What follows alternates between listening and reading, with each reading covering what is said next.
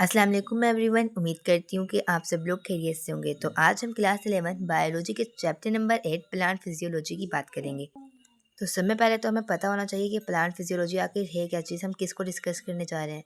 सबसे पहले तो हमें यही पता होना चाहिए। तो ये चैप्टर थोड़ा लेंथी था, तो बच्चों के कॉमेंट्स आ रहे थे मैम चैप्टर नंबर 8 के नोट्स दें। तो मैंने सोचा कि इस चैप्टर को मैं नोट्स के साथ ही डिस्कस कर लेती हूँ, आसानी हो जाएगी याद करने में भी और समझने में भी। तो प्लांट फिजियोलॉजी है क्या, वो हम नोट्स से देखेंगे। चैनल को सब्सक्राइब करना बिल्कुल नहीं भूलना। तो प्लांट फिजियोलॉजी है क्या? The study of how plants work, grow, make food and respond to the environment is called plant physiology. यानी कि ऐसी ब्रांच जिसमें हम स्टडी कर सके प्लांट के बारे में कि वो काम कैसे करता है, वो ग्रो कैसे करता है, वो अपना फूड कैसे बनाता है, या फिर वो इन्वायरमेंट को रिस्पॉन्स कैसे देता है, इन्वायरमेंट उसके लिए सूटेबल है या नहीं, वो उसे कैसे पता चलता है। इन सब को मिलाकर जो हम स्टडी करते हैं उसको हम प्लांट फिजियोलॉजी कहते हैं। यानी एक ऐसी शाख जिसमें हमें पता चल सके कि प्लांट काम कैसे करता है, ग्रो कैसे करता है, अपने खुराक कैसे बनाता है या इन्वायरमेंट को रिस्पॉन्ड कैसे देता है। इसको हम प्लांट फिजियोलॉजी कहते हैं। तो आज हम इस चैप्टर में यही सब कुछ डिस्कस करने वाले हैं। अब जो स्मार्ट सिलेबस आया है एएलपी की तरफ से, उसमें ये न्यूट्रिशन इन प्लांट्स कट है, लेकिन ये तो बहुत ही आसान टॉपिक है, तो समझने में क्या है, आपको सिर्फ 2 मिनट के अंदर में ये समझा दूंगी। तो न्यूट्रिशन आखिर है क्या? ये एक कोलेक्टिव प्रोसेस होता है जिसके अंदर प्लांट इंटेक करता है और न्यूट्रिएंट्स को यूटिलाइज करके क्या करता है, डेली लाइफ एक्टिविटीज़ में इस्तेमाल करता है। तो क्या है? Process of taking in food and using nutrients for growth, repair, survival, maintain life activities. यानी कि खुराक को अंदर लेना और उसके जो न्यूट्रिएंट्स हैं उनको ग्रोथ के लिए इस्तेमाल करना, रिपेयर के लिए इस्तेमाल करना, ज़िंदा रहने के लिए इस्तेमाल करना, या फिर लाइफ एक्टिविटीज़ को मेंटेन करने के लिए इस्तेमाल करना, ये सब न्यूट्रिशन है जो कि हमें फूड से मिलते हैं। अब आगे डिस्कस है न्यूट्रिएंट्स। अब न्यूट्रिएंट्स क्या होते हैं? न्यूट्रिएंट्स ऐसे सब्सटेंस होते हैं जो हमें एसेंशियल मटेरियल प्रोवाइड्स करते हैं मेटाबॉलिज्म के लिए। अब जो हमारे पास स्पेसिफिक न्यूट्रिएंट्स होते हैं जैसे carbohydrates, lipids, protein, minerals, water, vitamin, electrolytes, ये सब अल्फाज आपने सुने में कि ये आपके खुराक में होते हैं। रोटी के अंदर आपके पास कार्बोहाइड्रेट्स होते हैं, प्रोटीन आपके पास एग में होता है, लिपिड आपके पास फैट में होता है, मिनरल्स, वाटर, विटामिन, इलेक्ट्रोलाइट्स, बाकी ये सब कुछ ही आसान था। न्यूट्रिएंट्स ऐसे सब्सटेंस होते हैं जो हमें मेटाबॉलिज्म के लिए एसेंशियल मटेरियल प्रोवाइड करते हैं, उसको हम न्यूट्रिएंट कहते हैं। अब जो न्यूट्रिएंट्स ऑफ प्लांट्स है वो दो हिस्सों में डिवाइड है, एक है मैक्रो न्यूट्रिएंट्स और एक है माइक्रो न्यूट्रिएंट्स। अब मैक्रो न्यूट्रिएंट्स, मैक्रो का मतलब होता है बड़ा, यानी कि ऐसे न्यूट्रिएंट्स जो ज़्यादा मकदार में ज़रूरत हो या उन्हें हम ज़्यादा मकदार में इस्तेमाल करते हो या हमारी लाइफ में उनका मतलब प्लांट की लाइफ में उनका ज़्यादा रोल होता हो, उसको हम मैक्रो न्यूट्रिएंट्स कहते हैं। उसी तरह माइक्रो का मतलब होता है छोटा, यानी कि ऐसे न्यूट्रिएंट्स जिनकी ज़रूरत बहुत कम पड़े, जिनका रोल भी कम हो, उनको हम माइक्रो न्यूट्रिएंट्स कहते हैं। ये आपके सिलेबस में कट है, लेकिन आप लोग फिर भी इसकी डिटेल ले सकते हैं, ये बहुत ही आसान है, समझने में कोई मसला नहीं है। अब हम नोट से मैक्रोन्यूट्रिएंट्स एंड माइक्रोन्यूट्रिएंट्स डिस्कस करेंगे। यहाँ पे भी वही बात लिखी जो मैंने आपको बताई कि macronutrients are needed in larger amounts और micronutrients are needed in very small amounts. अब ये M P C phone C A क्या है, ये आसानी से याद करवाने के लिए मैंने लिखे हैं। तो सी ए हमारे पास है कैल्शियम, इसका रोल होता है कि ये सेल वाल बनाने में मदद करता है। अगर ये नहीं होगा तो फिर सेल वाल की प्रोडक्शन कैसे होगी और जो सेल है वो महफूज कैसे रह सकेगा। तो कैल्शियम हमारे पास क्या करता है, वो सेल वाल बनाने में रोल अदा करता है। अब जैसे ये है एम, मैग्नीशियम, तो ये क्या करता है, मैग्नीशियम हमारे पास क्लोरोफिल का हिस्सा होता है। मैग्नीशियम क्या करता है, वो क्लोरोफिल जो मॉलिक्यूल होता है उसको बनाने में मदद करता है, जो कि ज़्यादा एसेंशियल होता है फोटोसिंथेसिस के लिए। अगर प्लांट के अंदर मैग्नीशियम की कमी हो जाए तो क्या होगा, उसका जो पत्ते का हरा हरा रंग होता है वो जर्द में बदल जाएगा। जैसे आपने देखा होता है सूखे हुए पत्ते, तो उनके अंदर मैग्नीशियम की कमी हो जाती है, जो वो पीले पड़ जाते हैं, तो उनके अंदर मैग्नीशियम की कमी पड़ जाती है। अब आगे है हमारे पास फास्फोरस। फास्फोरस का नाम तो आप लोगों ने सुना हुआ ही होगा कि ये एटीपी में हिस्सा होता है, जो क्या करता है, जो रूट ग्रोथ में मदद करता है, उनको परवान चढ़ाता है, जैसे फेवर्स फ्लावरिंग में भी मदद करता है जो एरियल जून में होता है। अगर फास्फोरस की डिफिशियंसी हो जाए प्लांट के अंदर तो क्या होता है, इससे जो फ्लावरिंग वो डिले हो जाती है और जो लीव्स होते हैं वो रिंकलिंग और ब्राउनिंग होना शुरू हो जाते हैं। अब ये तो था फास्फोरस, ये है पोटाशियम। ये क्या करता है, ये वाटर को ऑब्जॉर्ब करने में मदद देता है, ये सब ग्रोथ को प्रमोट, ये प्लांट तक ना जो ट्रांसपोर्ट करता है सब्सटेंस की, या वाटर रेगुलेशन में मदद देता है, या फोटोसिंथेसिस करने में प्लांट को काबिल बनाता है कि फोटोसिंथेसिस करें। तो यहाँ पे मैं लिख देती हूँ फोटोसिंथेसिस। अगर हमारे पास पोटाशियम की कमी हो जाए तो हमारे पास जो प्लांट के जो पत्ते होते हैं ना उसके ऊपर डार्क पैचेस पड़ना शुरू हो जाते हैं। तो अब ये है हमारे पास कार्बन ऑक्सीजन और हाइड्रोजन। तो ये क्या करते हैं, ये हमारे पास जो है ना, ये ऑर्गेनिक कंपाउंड बनाने में मदद करते हैं, जैसे CHO। अगर हाइड्रोजन नहीं होगा तो वो कार्बन और ऑक्सीजन को आपस में नहीं जोड़ पाएगा, जिसकी वजह से हमारे पास क्या नहीं बनेगा, हमारे पास नहीं बनेगा, ऑर्गेनिक कंपाउंड नहीं बनेगा। तो हमारे पास CHO, हाइड्रोजन, ऑक्सीजन भी हो गया है। अब ये है नाइट्रोजन। तो नाइट्रोजन का रोल ये है ना, ये प्रोटीन की प्रोडक्शन में बहुत ही अहम रोल अदा करता है। ये प्लांट को ग्रोथ करने में भी मदद करता है और उसके मेटाबॉलिज्म को भी वो करवाता है, एसेंशियल प्रोटीन देता है ताकि वो मेटाबॉलिज्म अच्छे तरीके से कर सके। अगर प्लांट के अंदर नाइट्रोजन की डिफिशियंसी हो जाए तो फिर उसकी जो प्लांट की ग्रोथ है वो स्टंट हो जाती है, उसके जो पत्ते होते हैं वो झड़ना शुरू कर देते हैं। अब आखिरी हमारे पास मैक्रोन्यूट्रिएंट है, वो है सल्फर। अब ये सल्फर क्या करता है, सल्फर भी हमारे पास एक मेटाबॉलिज्म ऑफ नाइट्रोजन यानी कि अमाइनो एसिड का हिस्सा होता है। अगर प्लांट के अंदर सल्फर का जो है कमी हो जाए तो फिर क्या होगा, तो फिर जो प्लांट का कलर है वो लाइट होना शुरू हो जाएगा, वो कम होना शुरू हो जाएगा। मतलब सल्फर हमारे पास अमाइनो एसिड का हिस्सा है, अमाइनो एसिड। अगर प्लांट के अंदर सल्फर की डिफिशियंसी हो जाए तो प्लांट का कलर लाइटर होना शुरू हो जाता है। तो ये थे मैक्रोन्यूट्रिएंट। अब आते हैं माइक्रोन्यूट्रिएंट की तरफ। तो सबसे पहले है हमारे पास जिंक।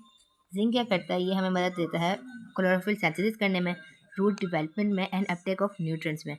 अगर जिंक की डिफिशियंसी हो जाती है तो क्या होता है, जो प्लांट की ग्रोथ है वो स्टंट हो जाती है। तो यानी कि मैं यहाँ पे लिख सकती हूँ कि ये अपटेक ऑफ न्यूट्रिएंट्स करता है, अपटेक ऑफ न्यूट्रिएंट्स। आगे हमारे पास है आयरन। आयरन भी क्या करता है, जिंक की तरह क्लोरोफाइल सिंथेसिस करता है और इसके जो कोफैक्टर्स की तरह काम करता है एंजाइम के लिए। कुछ एंजाइम ऐसे होते हैं जिनके लिए आयरन क्या करता है, कोफैक्टर का काम करता है, जो कि क्या करते हैं, वो एनर्जी ट्रांसफर करते हैं, नाइट्रोजन मेटाबॉलिज्म में काम आते हैं। अगर आयरन की डिफिशियंसी हो जाए तो क्या होता है, इंटरवेनियल क्लोराइसिस हो जाता है। तो मैं आयरन का लिख सकती हूँ acts as cofactor, acts as cofactor. तो आगे है हमारे पास मैंगनीज।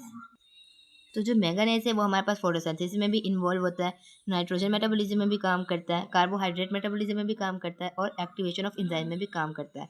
अगर मैंगनीज की डिफिशियंसी हो जाए तो क्या होगा, तो ये premature falling of the leaf and delayed maturity, यानी कि लीफ की जो मतलब प्लांट की जो ग्रोथ है उसे मैच्योरिटी करने में डिले करेगा और लीफ पत्ते झड़ना शुरू हो जाएंगे।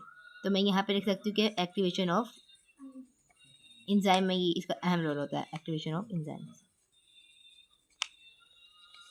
अब हमारे पास ये वाला जो एम है ये है मोलिब्डेनियम, जो कि क्या करता है, नाइट्रोजन फिक्सेशन में बहुत ही ज़्यादा काम आता है। तो मैं यहाँ पे लिखूंगी नाइट्रोजन फिक्सेशन। नाइट्रोजन रिडक्शन में भी काम आता है, सल्फर मेटाबॉलिज्म में भी काम आता है, फास्फोरस मेटाबॉलिज्म में भी और आयरन यूटिलाइजेशन में भी। अगर हमारे पास मोलिब्डेनियम की कमी हो जाए प्लांट के अंदर तो क्या होगा, क्लोरोलिसिस होगा ऑफ ओल्डर लीव्स को एंड स्टैंड ग्रोथ, यानी कि इनकी ग्रोथ भी रुक जाएगी और क्लोरोलिसिस हो जाएगा पुराने पत्तों को, मतलब जो ओल्डर लीव्स होते हैं उनको। तो ये थी हमारे पास माइक्रो और माइक्रो न्यूट्रन की छोटी सी डिटेल। उम्मीद करती हूँ समझ में आ गई होगी। अब बगैर वक्त ज़ाया करें आगे चलते हैं। तो आगे हमारे पास है न्यूट्रिशन इन इंसेक्टिवर्स प्लांट्स, यानी कि इंसेक्टिवर्स प्लांट्स न्यूट्रिशन कैसे हासिल करते हैं, उन्हें फूड कहाँ से मिलता है। तो आज हम अब इस टॉपिक में ये डिस्कस करने वाले हैं।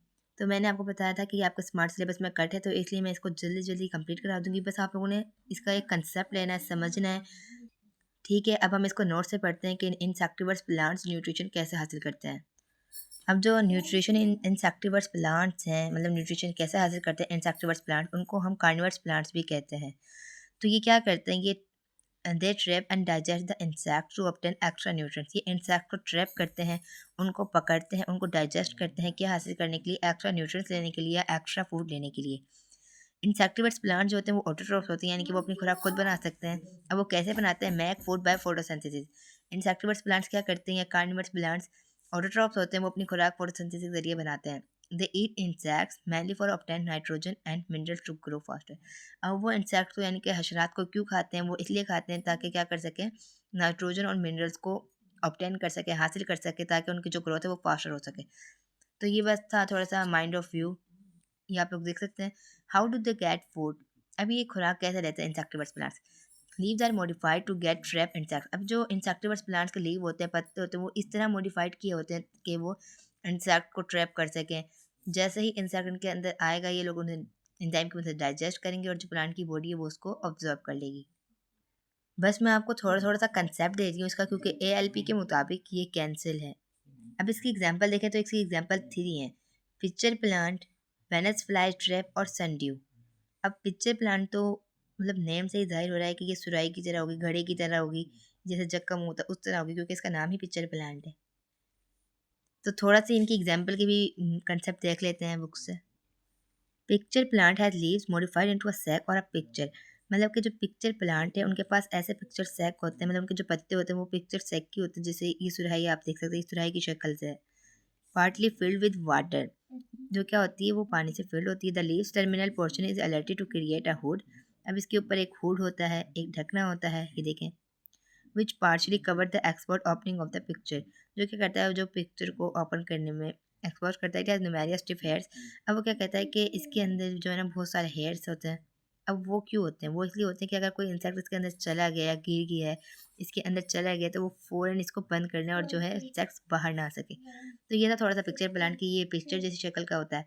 इसके ऊपर एक हुड होता है, इसके अंदर बाल होते हैं जो क्या करते हैं इंसेक्ट को बाहर आने से रोकते हैं। अब है वेनस फ्लाई ट्रैप। अब ये एक ट्रैप होता है जो टू लॉब पे मतलब कंसीड होता है, और जो क्या होता है जो एक पत्ते की एंड पर दो होते हैं। अब आप लोग एज्यूम करें कि ये एक पत्ता है, ये दो मेरे अंगूठे, और जो है ना इनके जो अब एंड है उसके ऊपर क्या है, टू लोब्स है, जिनके ऊपर ब्रिस्टल यानी कि जो है सुई जैसे इनके ऊपर बाल हैं, जो क्या करते हैं जैसे ही इनके ऊपर कोई इंसेक्ट टच होता है तो ये क्या करते हैं उसको ट्रैप करने के लिए फ़ौरन ही ऐसे करके क्लोज़ हो जाता है, फ़ौरन ऐसे करके क्लोज़ हो जाता है।